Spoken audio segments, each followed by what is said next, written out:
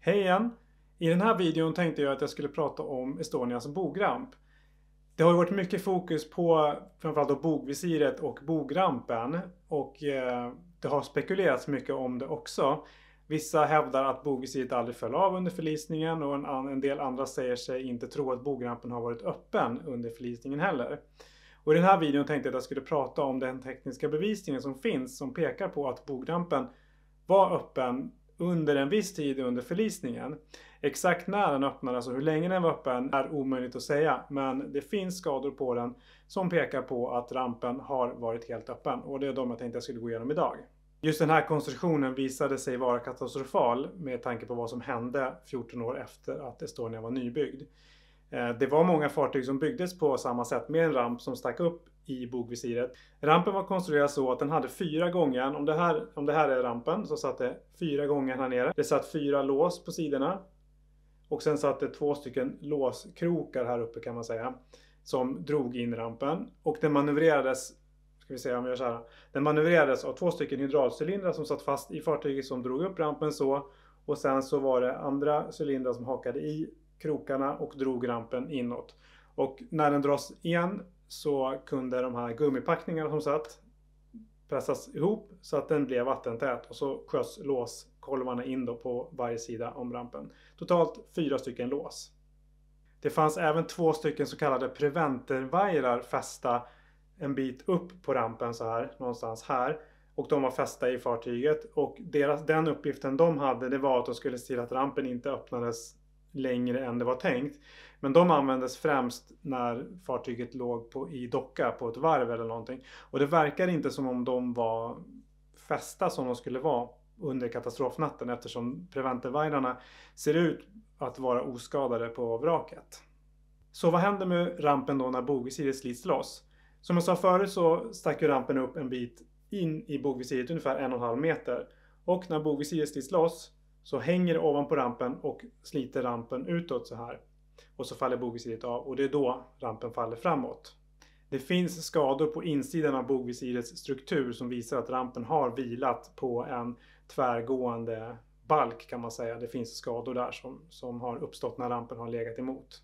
Vilka är då de tydligaste tecknen på att rampen har varit helt öppen? Jo, vi börjar med skadorna på undersidan. Om vi tänker att det här är rampens undersida, då finns det som skador här nere som är, kan man säga, konturer av förpiksdäck. Så när det här är förpiksdäcket och när rampen faller framåt så slår det i förpiksdäcket och blir skadat.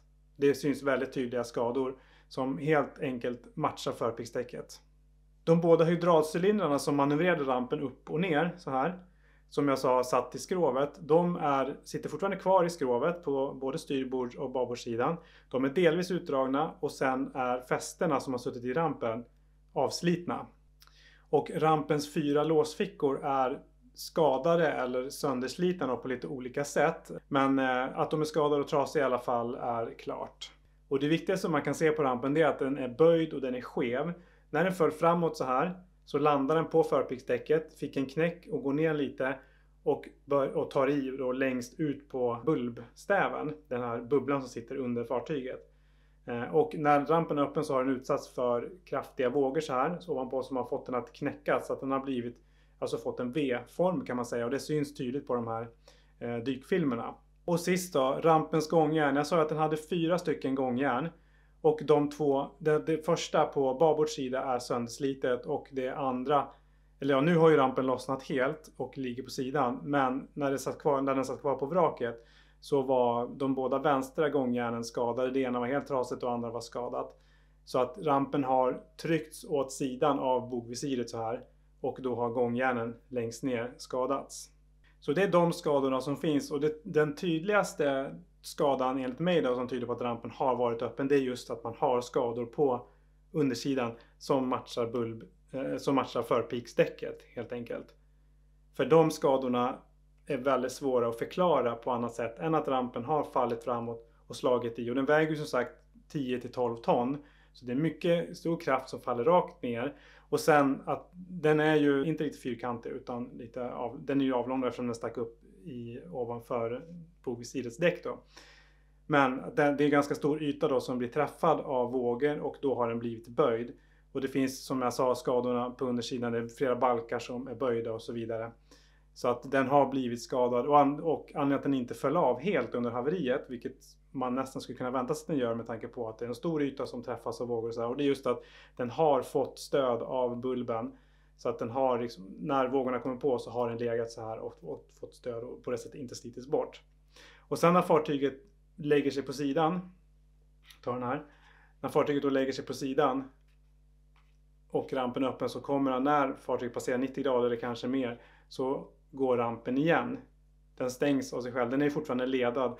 Så att den åker igen av gravitationen. Och det finns ju 2 stycken vittnen, 2 stycken överlevande, som säger sig ha klättrat fram på rampen då. Och då har den ju uppenbarligen varit stängd. Och framförallt då finns inget bogvisir kvar. Annars hade de inte kunnat klättra på den. Men de beskriver den också som någon slags rutstruktur, någon slags struktur som var fackstruktur, om man ska säga. Men som även verkade vara skadad på något sätt. Och det låter helt enkelt som att förklara undersidan av rampen med alla balkar som går så här. Men att de är skadade efter att de har slagit i förpiken då. Som jag har sagt i tidigare videos så hoppas jag nu att man till våren faktiskt bärgar rampen.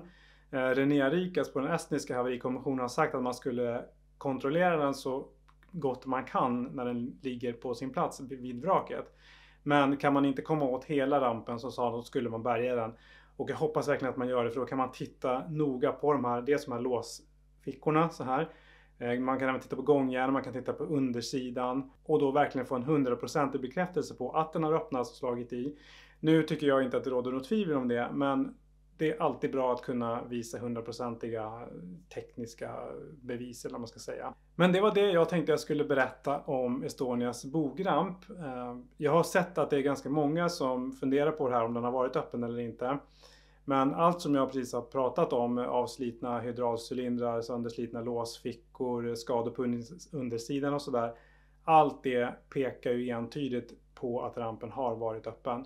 Och som jag sa så är de här skadorna väldigt svåra att förklara på annat sätt än att rampen har fallit neråt och slagit i förpiksdäcket.